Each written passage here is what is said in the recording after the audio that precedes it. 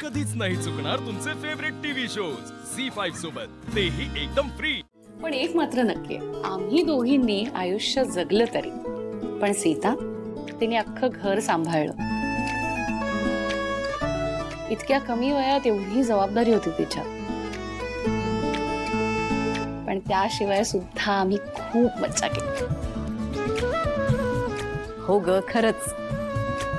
आणि एकदा तर आमच्या ग्रुप मधल्या एका मैत्रिणीची एका मुलाने छेड काढली, तेव्हा सीताने जाऊन त्या मुलाला अशी समज दिली की पुढे त्या मुलाने त्या मुलीकडे ढुंकून सुद्धा पाहिलं नाही आयुष्यात। म्हणजे बघ काय टेरर होती ती।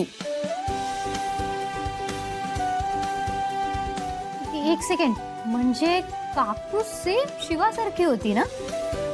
शिवासारखी नाही, शाब्दिक समज फक्त। नाहीये म्हणजे असायलाच हवं। आत्ता जसा काळ आहे जशाच तसं उत्तर द्यायलाच हवं। बरोबर आहे, नाहीतर काही मुली उगाच गप्प बसून ना सगळं सहन करतात, ते नको। आणि बरं का शिवा, तुझे सगळे किस्से आम्ही ऐकलेत, आम्हाला खूप कौतुक वाटतं ग तुझं।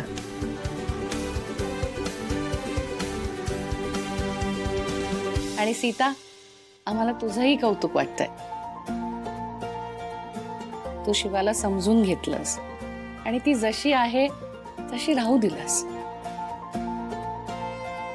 बाहेरून सासरी येताना कशाला बदल करायचा? आपण जसे आहोत तसंच राहिलं पाहिजे, आणि तू शिवाला तसंच राहू दिलंस।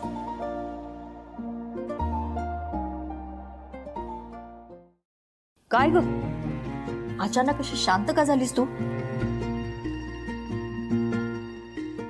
कावेरीताई, काही नाही, तुम्ही दोघी खूप वर्षांनी भेटलात ना, म्हणून भरून आले।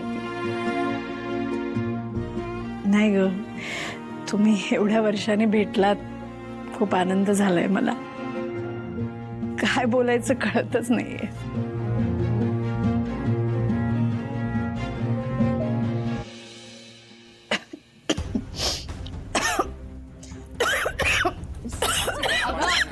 काय काय झालं? आले लागतोय वर बघ, वर बघ। सावकाश सावकाश सावकाश सावकाश, हळू हळू हळू।